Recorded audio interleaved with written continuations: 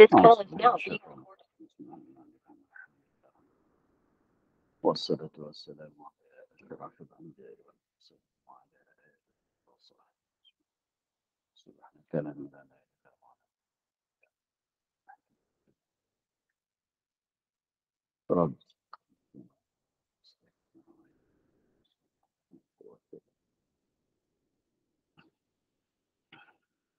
لا حول ولا قوة إلا بالله لا حول ولا قوة إلا بالله اللهم من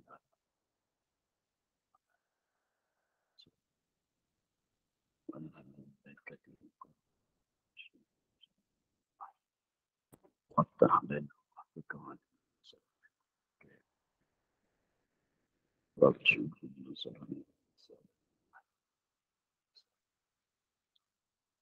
قال الشيخ مثلا سكن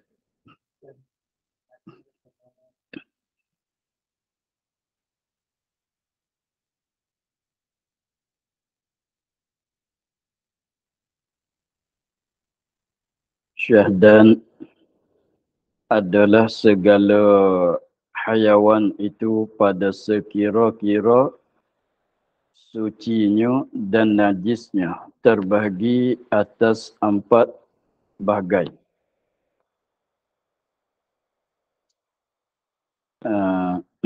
Adalah segala hayawan. Segala hayawan, yakni benda yang hidup, yang bernyawa,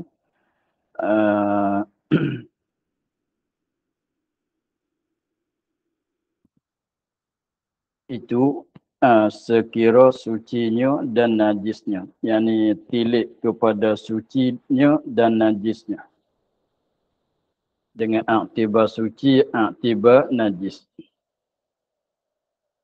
Terbahagi atas 4 bagai. Itu terbahagi kepada 4 bagai. Bagai yang pertama, suci pada ketika hidupnya dan matinya. Diri dia tu pada masa hidup dan pada masa mati, ketika hidup, ketika mati, suci kedua, iaitu manusia. Iaitu hayawan yang suci pada ketika hidup dan matinya, iaitu hayawan yang suci. Kita kata begitu, iaitu hayawan yang suci pada ketika hidup dan matinya, manusia dan ikan dan belalang. 3 bagai. 3 bagai ialah manusia dan ikan dan belalang. Lepas tu manusia tu sama ada Muslim atau kafir. Orang Islam artinya orang kafir. Suci kedua. Sebab tu kalau anak yang tak qada hajat, yang suci daripada najis tu, naik duduk tahriba masalah, kita solat, tak mengapalah, walaupun orang kafir sekalipun, mayat tidak najis. Sama ada Muslim atau kafir, manusia. Manusia tu sama ada manusia yang Muslim dan atau manusia yang kafir. Sebabnya ilat boleh kata manusia tu suci pada masa hidup dan mati kerana Allah memeliharkan dia kan manusia. Kerana Allah Ta'ala memeliharakan bagai manusia. Memeliharakan manusia, memeliharakan bagai manusia. Dengan tak tilik kepada dia tu beragama mana, Islam ke kafir, jenis manusia ni jenis yang belia. Seperti firman Allah Ta'ala, menunjuk di atas katanya Allah Ta'ala memeliharakan manusia. Maknanya memeliharakan tu dengan maknanya Allah Ta'ala jadikan manusia itu dengan kemuliaan. ada akal, ada apa. Tengok. Seperti firman Allah Ta'ala, وَلَقَدْ كَرَّمْنَا بَنِي آدَمَ. Maknanya, dan sesungguhnya kami meliakan anak Adam. Memuliakan. Jadi bagai manusia, bagai yang mulia, tilik kepada bagai-bagai yang lain. Bagai hayawan, yang lain tu manusia bagai yang mulia. Maka apabila kata manusia itu mulia, tak sepatutlah dihukumkan dengan najisnya. Tak sepatut dihukumkan badan dia tu najis. Pada masa hidup dan pada masa mati. Sebab menghukumkan najiskan badan manusia itu melawani akan kemuliaan manusia yang dibagi oleh Allah Ta'ala. Sebab tu katanya, maka menghukumkan dimuliakan itu, maka yang menghukumkan dimuliakan itu tiada dihukumkan bangkainya. Bangkai manusia, manusia yang mati lah. Najis, tak dihukumkan najis. Dengan sebab tilik kepada memelia tu tidak dihukumkan bangkai dia, maknanya yang matilah, tidak dihukumkan najis. Maka makna firman Allah Ta'ala, innamal musyrikuna najasun, hanya segala musyrik, mana orang kafir, najis. Lepas tu ayat katanya innamal musyrikuna najisun. Tengok pada Zuhir itu katanya segala orang musyrikun, segala orang kafir itu najis. Lepas tu tadi dia kata sama ada manusia tu yang muslim atau kafir, suci ke semua pada masa hidup dan pada masa mati. Maka jawabnya iaitu i'tiqadnya. Iaitu najis tu najis i'tiqad. Najis kotor di i'tiqad. Kotor di i'tiqad. Adapun di diri dia tu tak najis. Cuma di i'tiqad dia.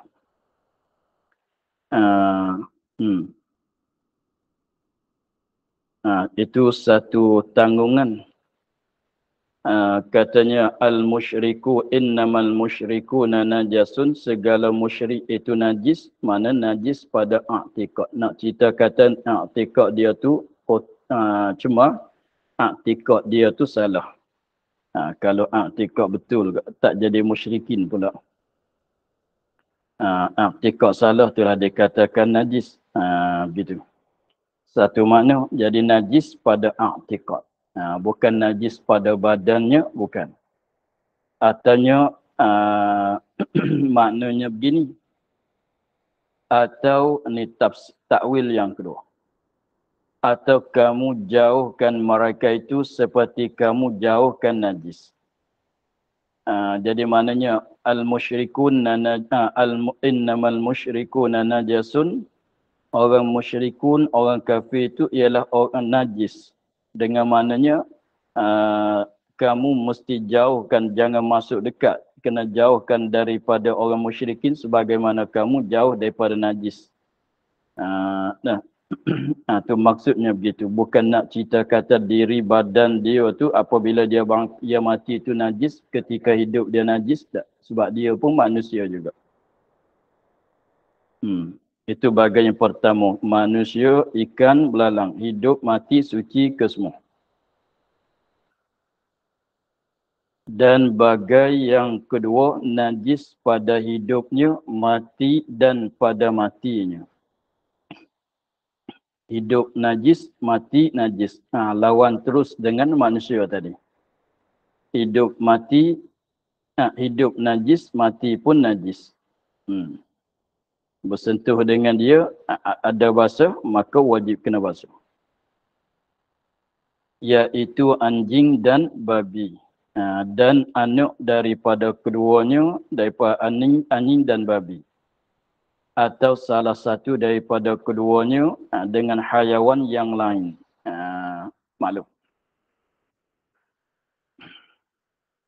Dan bahagai yang ketiga, suci pada hidup, najis pada ketika mati.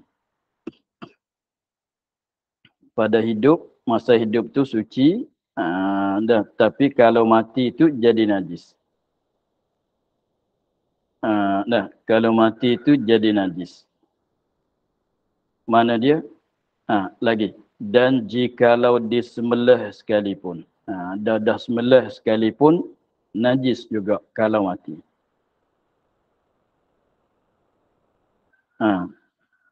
Iaitu segala hayawan, iaitu mana binatang yang suci pada hidup dan najis pada ketika mati.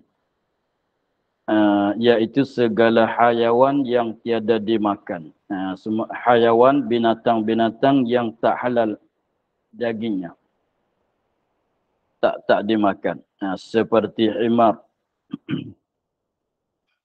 kaldai, dan bagal. Bagal tu apa dia? Peranakan dia antara kuda dan himar. Tapi dimenangkan himar.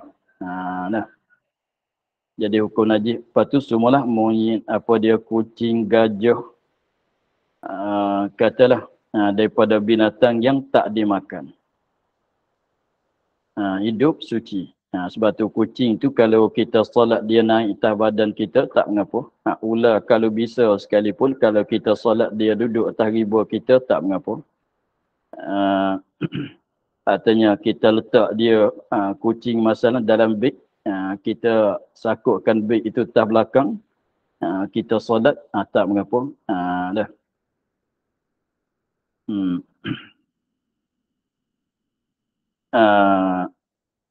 Seperti himar dan bagal. Batu masuk dah tu kucing apa dia. Tapi kucing tu dalam mazhab Syafi'i tak boleh makan. Dalam mazhab Maliki halal. Boleh sembelih kucing makan. Mazhab Maliki. Dan bagai yang keempat. Masalah kucing itu ada cerita dia. Orang Yaman dia pergi ke Madinah rasanya. Dia orang Madinah mazhab Maliki. Orang Yaman mazhab Syafi'i. Lepas tu dia baiklah dua orang tu. Asalnya orang Madinah tu pergi ke Yaman. Orang Yaman tu jamu sembelih kambing, jamu dia makan. Lepas tu apabila orang Yaman tu pergi ke Madinah nak balas budi sana sembelih kambing, dia pun sembelih kucing. Buat masak akad. Dia kata orang makan, orang Yaman tu makan, dia kata sedap daging pun. Dia kata tak sedap macam mana kucing dia bela umpan sepenuh. Dia bagi makan ikan dengan sepenuh, gemuk kucing tu. Tu baru tahu katanya daging kucing. Tapi dia dah makan lah. Tanya, saat ni daging pun sedap. Dah tak sedap macam mana kucing yang saya semalas, kucing yang saya bela dengan sendiri bagi ikan, makan ikan setiap hari. Marah dia. Dan bagai yang keempat. Dan bagai yang keempat, barang yang suci. Ini barang binatang lah, hayawan lah. Yang suci pada ketika hidupnya, pada masa dia hidup tu suci. Dan kemudian daripada mati, kalau dia mati kena tengok najis tak najis. Jika disembelih pada syarak. Disembelih pada syarak mana sembelih yang diiktibar pada syarak.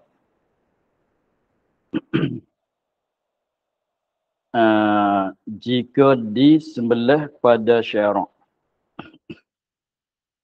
Sembelih mengikut aturan syarak. Mengikut syarat-syarat dia lah. Mengikut syarat-syarat dia, cara-cara dia. Lepas tu sembelih pada syarak ni ada kalanya dengan, tapi ghalib tu dengan secara potong leher. Potong dua jalan makanan dan jalan nyawa. Tapi bukan begitu saja. Dia sembelih pada syarak ni ada syarat dia. Ada syarat dia. Orang Islam sembelih. Lepas tu lain lagi. Lepas tu dia ada kaifiat dia, cara nak sembelih tu, yang kita maklumnya potong kat leher. Ada kalanya dengan cara lain lagi pun ada juga. Dimaksud dengan sembelih. Bukan maksud dengan sembelih tu yang kita maklum potong leher saja, bukan. Dia adanya satunya dengan secara sembelih tu dengan secara potong leher. Ada juga sembelih tu dengan secara sembelihkan ibunya. Itu lagi akan datang. Sembelihkan ibunya, anak tak payah sembelih. Sembelih ibu pada makna sembelih anak.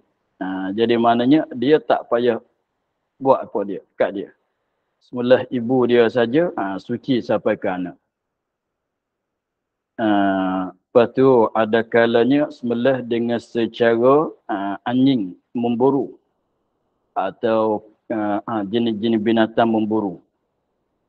Maknanya kita bab memburu, dalam bab fiqh dia katanya apabila kita nak memburu, tak sebab macam apabila kita nak memburu tu, kita belum pada nak lepaskan anjing tu, bagi dia kejarkan kijang, kita bismillah, lepas tu kita lepaskan anjing. Maka anjing tu apabila dia gigit akan kijang, mati. Itu dah jadi sembelih. Begitu juga satu cara lagi sembelihnya apabila binatang lembu kemasanan dia jatuh dalam lubang, dalam perigi masalah. Jatuh tu leher, kepala sebelah bawah. Jadi ekor sebelah atas. Kita gambar lembu dia jatuh dalam perigi.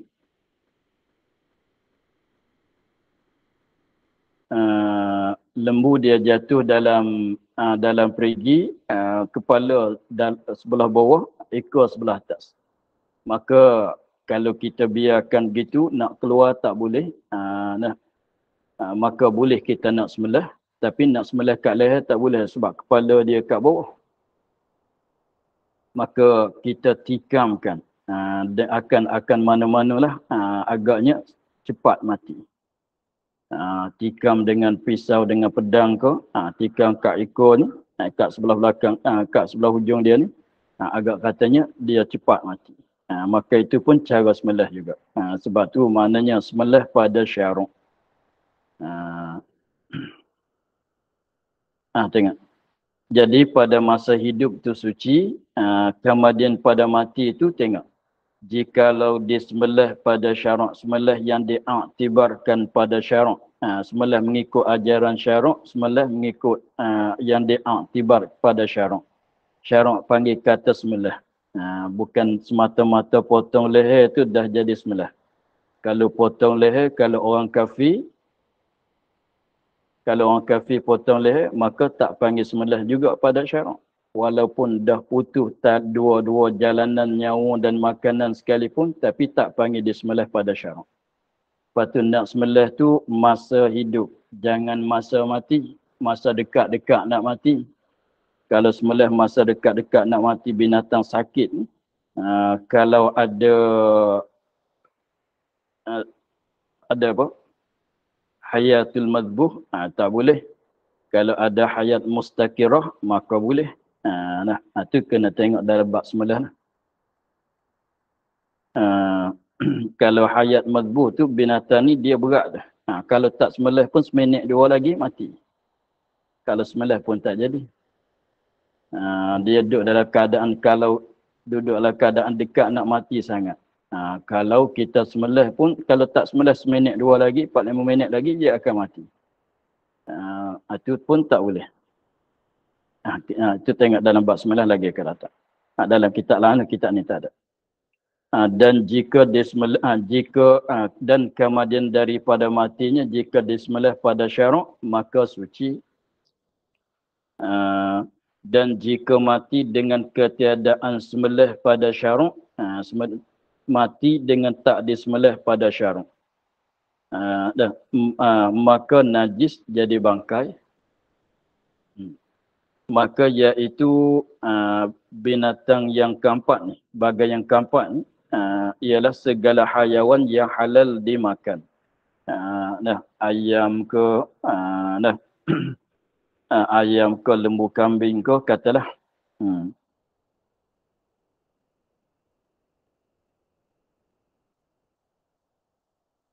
Ni ada cerita. Dan masuk dengan kata sembelih pada syarak, shin. Dan masuk dengan kata sembelih pada syarak, masuk dalam kata disembelih pada syarak, janin. Apa dia janin? Yani anak di dalam perut ibunya.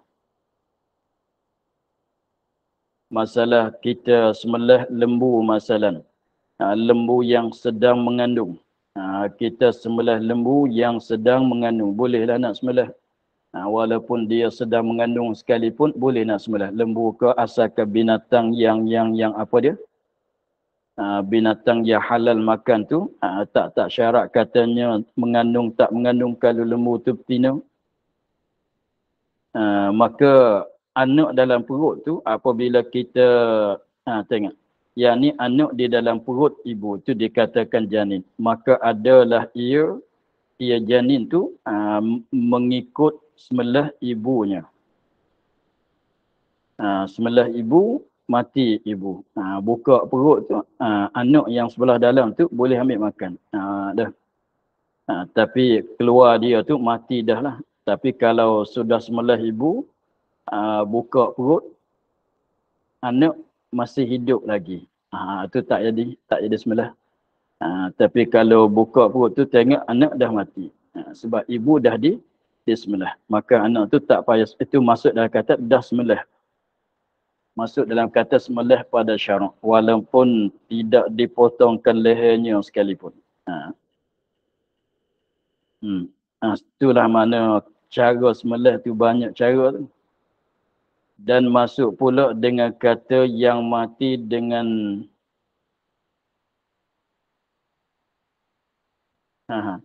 dan masuk pula seperti masuk janin tadi. Dan masuk pula seperti masuk janin dalam sembelih pada syarak, dalam makna kata sembelih pada syarak, dengan kita dan masuk pula dengan kata itu, dengan kata yang sembelih pada syarak, dengan kata itu, dengan kata yang disembelih, binatang yang disembelih pada syarak, yang mati ni, binatang yang mati ditindih oleh anjing, perburuan. Anjing perburuan tu yang mu'allam, yang diajarkan, ajar cara memburu.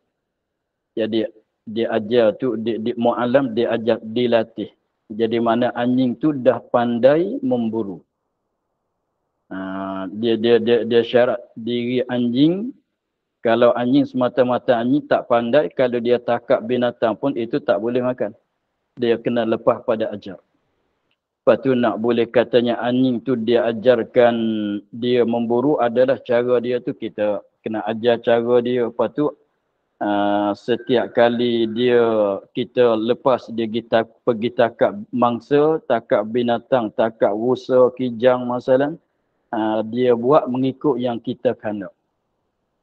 Bukan katanya sekali kita lepas dia takak, dia makan. Itu tak jadi. Maknanya tidak mu'allam lagi. Kalau yang begini dah jadilah. Kita lepas dia kejarkan kijang, dia takak. Apabila takak, dia gigit kat leher. Biasanya binatang begitulah. Kalau harimau pun nak mematikan mangsa tu, dia gigit kat leher. Lepas tu apabila dia gigit kat leher tu, apabila kijang tu mati, dia lepas. Dia lepas. Lepas dia tunggu kita datang ambil.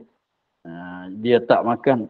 Tu dikatakan anjing tu nak jadinya anjing di mu'allam. Lepas tu masuk dalam kata anjing tu segala binatang lah yang kita boleh guna buat buru. Kalau orang kat Dubai tu dia guna burung kan. guna burung untuk burukan arnab. Jenis tu boleh ke semua. Harimau pun boleh. Tapi biasanya digunakan anjing. Maka dinamakan keduanya sembelih pada syarak juga. Itu panggil sembelih juga. Rupa sani itulah. Ditindih, dihimpit, ditakap oleh anjing pemburuan. Lepas tu sembelih janin pun masuk kata sembelih pada syarak juga. Walaupun tak dipotong leher. Sebab rupa anjing tadi dia kejar tu. Apabila dia dapat, dia gigit kat leher, mati. Jadi maknanya kita tak payah potong leher lah. Sebab dia apabila binatang dah mati tu, dia tunggu kita datang. Atau dia bawa datang kepada kita. Maka kita boleh makan terus. Tak payah kita potongkan leher sebab dah mati. Lepas tu bekas gigitan anjing tu kita basuhlah 7 kali. Kita basuhlah tepat kena air liu dia, tepat kena taring dia. Itu kita basuhlah 7 kali. Begitulah.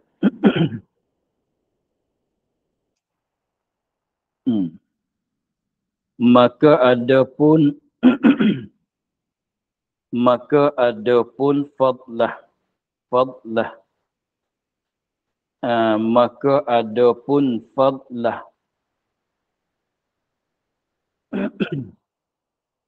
Maka adapun fadlah hayawan itu maka najisnya bukan. Maka adapun fadlah hayawan. Hayawan yang lain daripada jenis anjing dan babi. Yang lain pada itu fadlah dia. Masuk tahi dia, air kencing dia, air mata dia, air mani dia, susu dia. Apa lagi? Yang keluar kat badan dia tu. Darahnya. Tapi darah ni nak panggil fadlah darah yang keluar pada badan. Kalau darah dalam badan, itu tak kira lagi. Adapun fadlah hayawan itu, nak bilang satu-satu yang mana suci, yang mana najis. Masuk juga kalau kat manusia tu air liu, itu fadlah semua tu, ingus. Gitu fadlah semua. Maka yang najis itu darah yang mengalir. Maka yang najis itu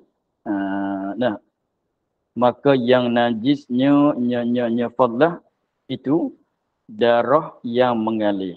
Darah binatang, mana-mana binatang pun darah yang mengalir itu najis ke semua. Lepas tu kita tak payah kira dengan jenis anjing dan babi lah.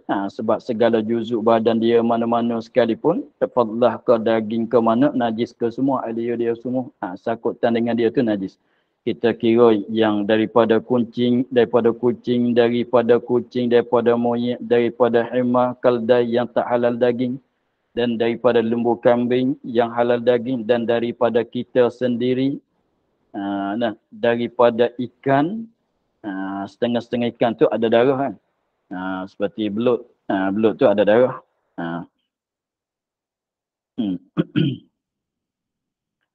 Maka yang najisnya itu darah yang mengalir. Damun masfuh. Darah yang mengalir. Maknanya kalau darah kat badan tu, kat sebelah dalam tak mengalir, itu tak dihukum kata najis lah. Kalau tidak, tak boleh kita riba anak dalam solat. Sebab dalam badan tu ada darah, ada apa macam-macam.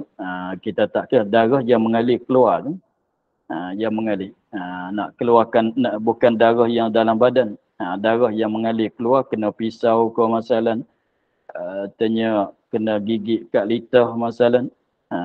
Isap litah lepas pada itu. Dan jikalau mengalir daripada ikan. Darah tu dan jikalau mengalir daripada ikan. Walaupun ikan tu mati, hidup, suci kan. Walaupun mati hidup, mati dia suci, hidup dia pun suci. Sekalipun darah yang mengalir kat jenis ikan tu, belut pun ikan jugalah sini. Tapi dalam bahasa cakap kita tak panggil ikan, kita panggil belut. Tapi di sini panggil ikan lah. Sini panggil ikan. Dan jikalau mengalir darah tu, dan jikalau darah tu mengalir daripada ikan, pun najis. Atau darah yang tinggal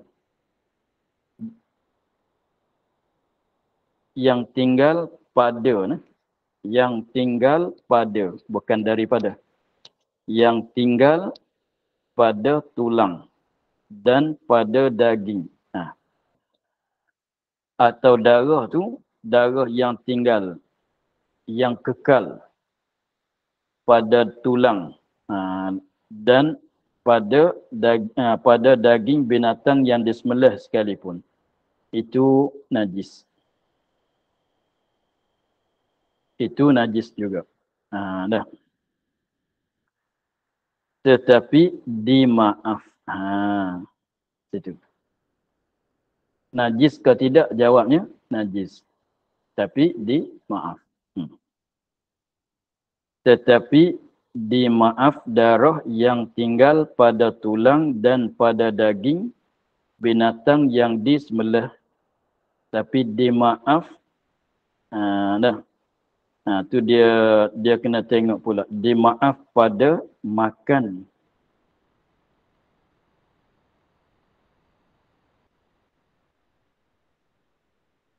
Tidak dimaaf pada bab sembahyang. Darah yang lekat-lekat kat tulang, kat apa dia? Kat daging tu, biasalah. Kalau kita, contohnya kita beli daging tu, kita beli ikan tu, kalau kita potong-potong nak memasak tu, ada keluar darah lagi kan. Air dia tu air darah. Lepas tu kita basuh sekaligus, dah boleh masak dah. Tengok kalau kita buat sup, kita potong-potong daging tu, nanti dia naik nampak macam beku-beku darah tu. Darah. Maka jadi darah tu kalau nak bagi tu kita kena perahkan daging tu. Sudah potong-potong kena cucurkan air, kita perah supaya keluarkan darah. Kalau tak dimaaf. Ikan pun kita buang dah basuh, kita dah suci basuh darah lekat kat tulang-tulang dia, kat perut dia tu.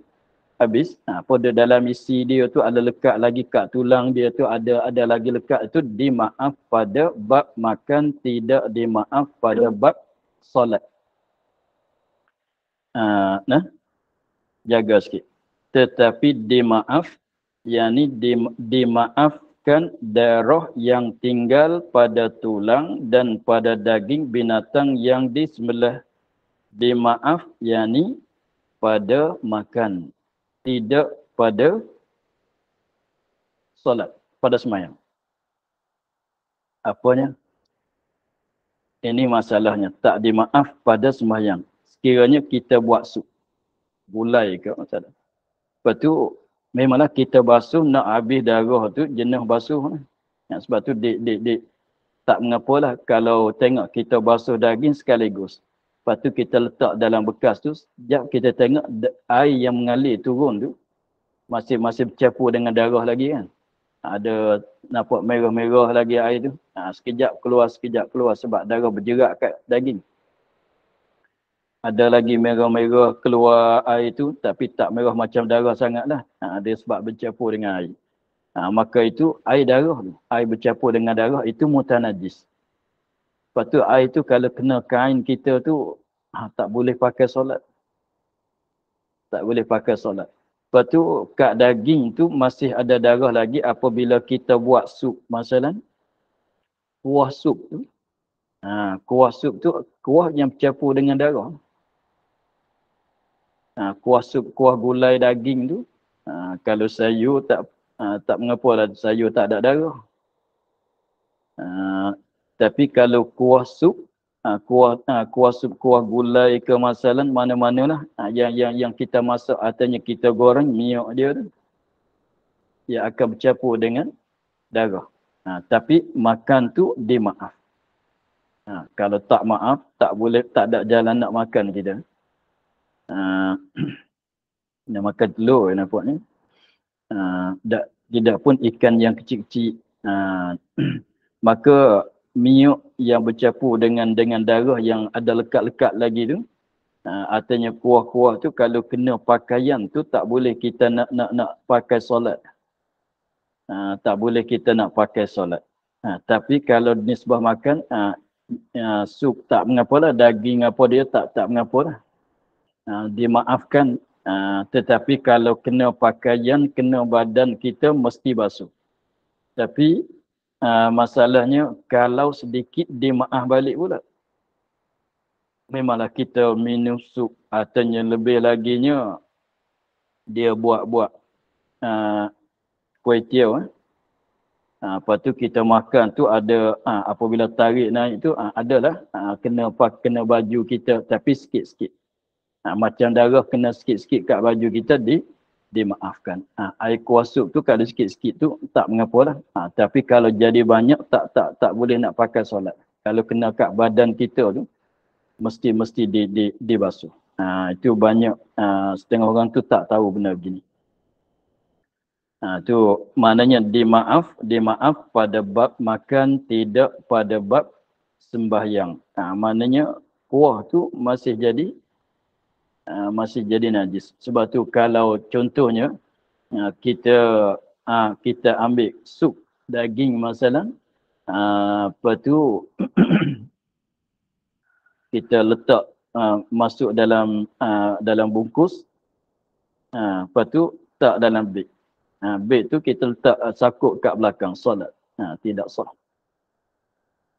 Tidak sah.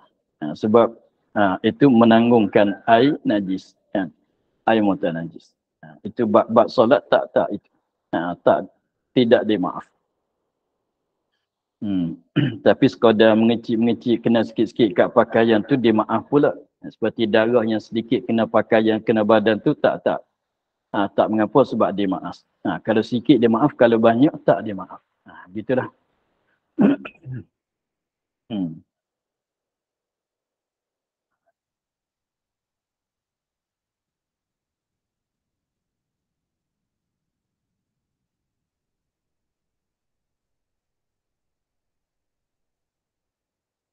Dan yang dikeluar daripada darah 8 perkara. Maknanya asalnya darah. Jenis darah lah kita katanya. Jenis darah. Jenis darah yang 8 ni dimaaf. Dan yang dikeluar daripada darah. Daripada hukum darah. Keluar daripada darah, keluar daripada hukum darah. Tapi benda ni jenis darah. Jenis darah. Tetapi tidak ambil hukum darah. Tak masuk dalam hukum darah, tak ambil hukum darah, maknanya tak ambil hukum najis. 8 perkara, 8 benda, walaupun jenis darah, tapi tidak ambil hukum darah. Kalau ambil hukum darah, kita nak makan tak boleh. Maka iaitu 8 ni suci. 8 perkara walaupun masuk di bawah kata darah tetapi suci. Maknanya tidak diambilkan hukum darah. Iaitu kibdah.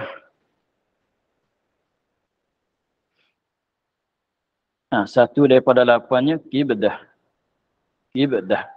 Baca begitu. Pernah pergi kat Mekah makan roti kibdah.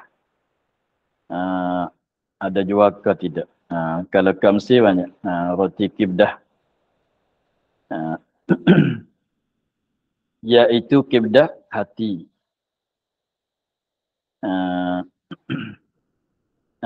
Itu jenis darah. Itu jenis darah. Tapi hukumnya suci, boleh makanlah. Dan tihal.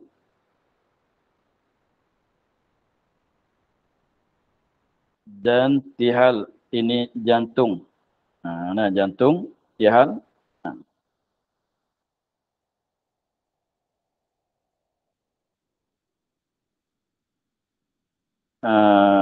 Tihal apa tu dan alaqah dan mudghah. Dia dia alaqah dan mudghah ni itu asal nak jadi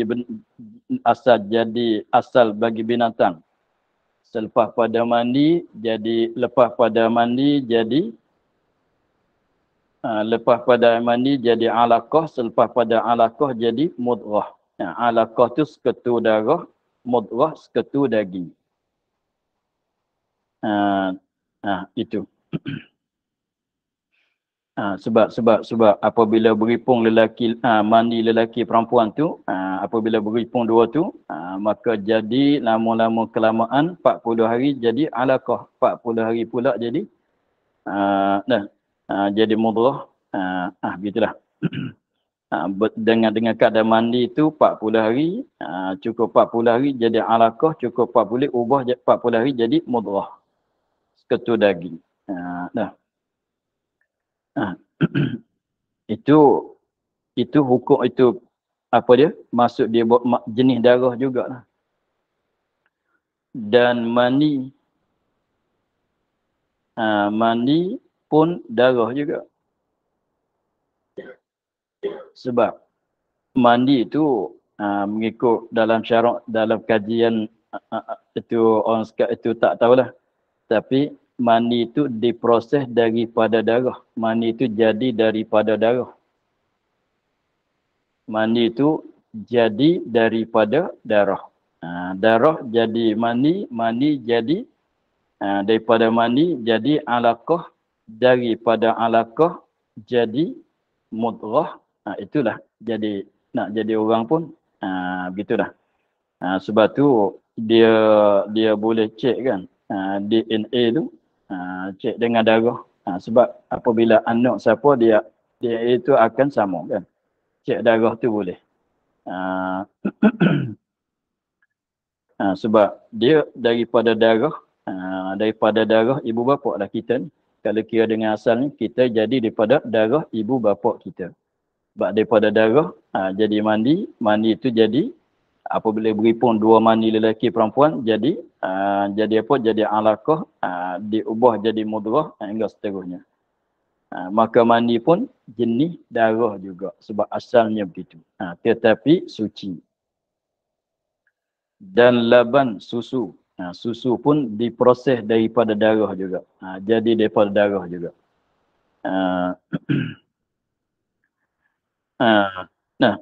Daripada darah juga.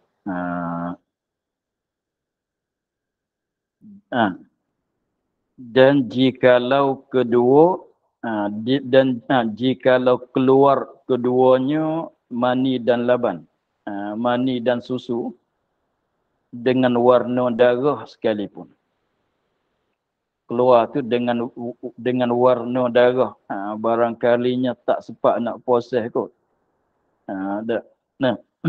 anak dia kuat isap, kuat makan, keluar tu dengan warna darah sekalipun, tapi susu lah. Kalau keluar kat dada tu susu lah. Kalau keluar daripada kemaluan, apabila sampai ke lazatan jimaknya, mani lah. Dia kata itu darah, bukan darah susu. Sebab kalau keluar kat dada tu, susu lah. Keluar kat kemaluan, apabila sampai ke mecok kelazatan dia tu, lazatan jimak tu, mani lah. Walaupun darah, walaupun warna merah sekalipun, tapi mani lah.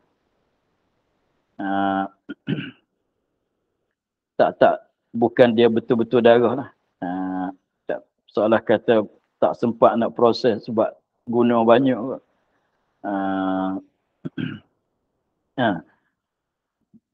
Jikalau keluar keduanya mani dan laban dengan warna darah sekalipun. Keluar kat dada tu susu lah. Tapi jangan ada luka lah. Kalau ada luka kat situ tu yang keluar tu memang darah tu. Nak keluar daripada jalanan susu keluar tu. Tapi apa dia? Tapi warna darah. Tapi tak panggil darah, panggil susu.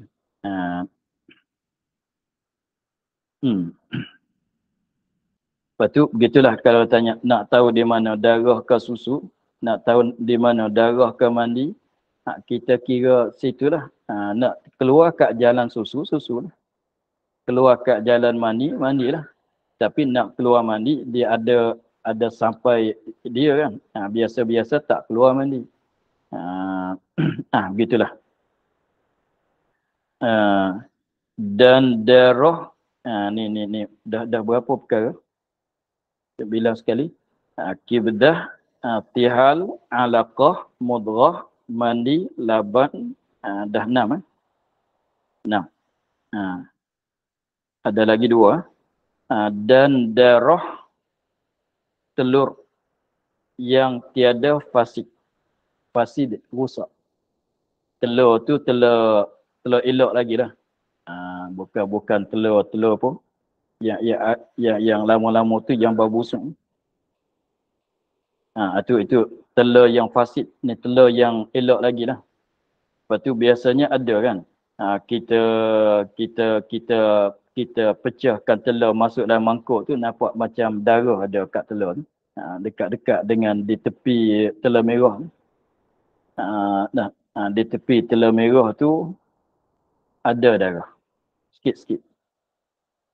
Maka itu pun tak masuk dalam, tak ambil hukum darah. Mana suci lah. Tak payah kita buang. Kalau nak buat telur dadar pun, kucar terus lah.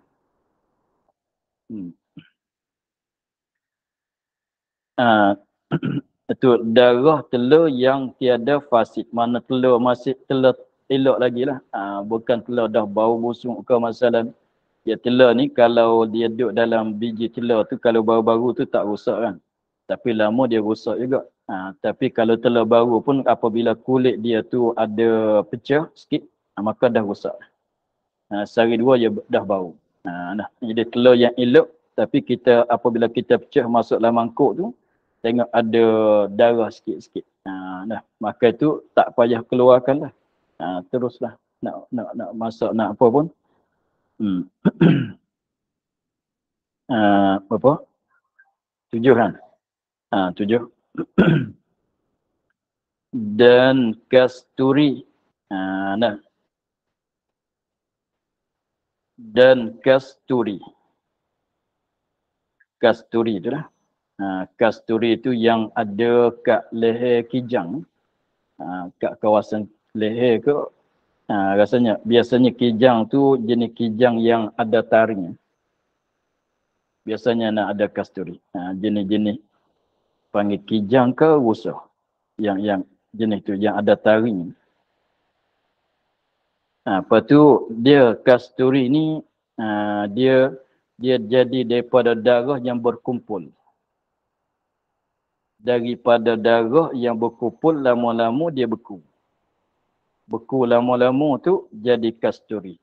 Dia besar lebih kurangnya nak macam kat usan kijang. Dia daripada asalnya darah.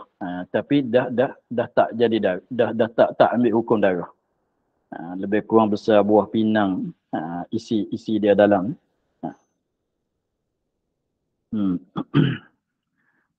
Dan jikalau ni kasturi ni, walaupun asal dia darah kan, tapi suci. Dan jikalau diambil daripada bangkai sekalipun. Sikit lagi nak habiskan.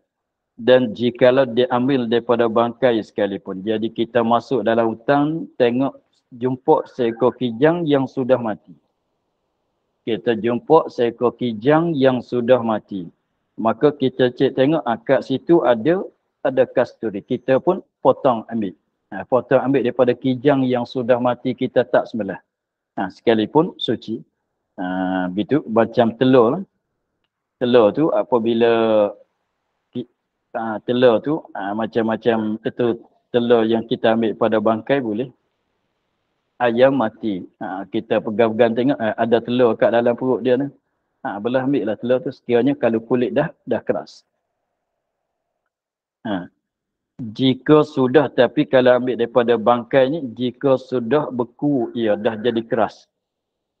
Kasturi tu dah jadi keras. Kalau rusa tu, kijang tu dah mati sekalipun. Dah. Tapi boleh ambil suci tu, tapi syaratnya dah beku, dah keras.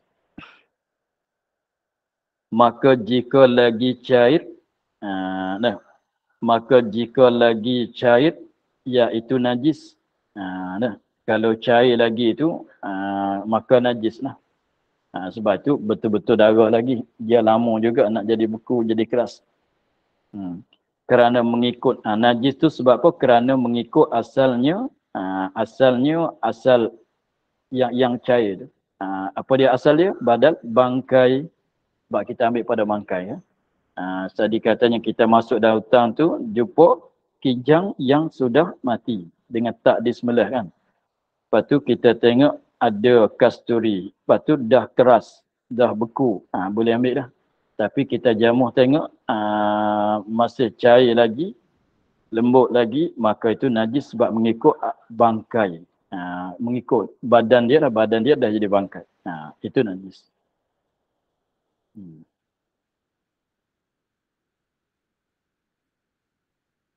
Dan najis nanuh dan danub dan air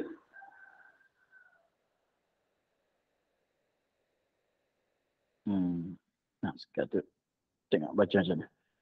Dan najis nanuh dan danur. Wallahu a'lam. Alhamdulillah. أعوذ من الشيطان الرجيم بسم الله الرحمن الرحيم الحمد لله رب العالمين والصلاة والسلام على أشرف الأنبياء والمرسلين وعلى آله وصحبه أجمعين. Ya, buat minyak wangi. أعوذ من الشيطان الرجيم بسم الله الرحمن الرحيم الحمد لله رب العالمين والصلاة والسلام على أشرف الأنبياء والمرسلين وعلى آله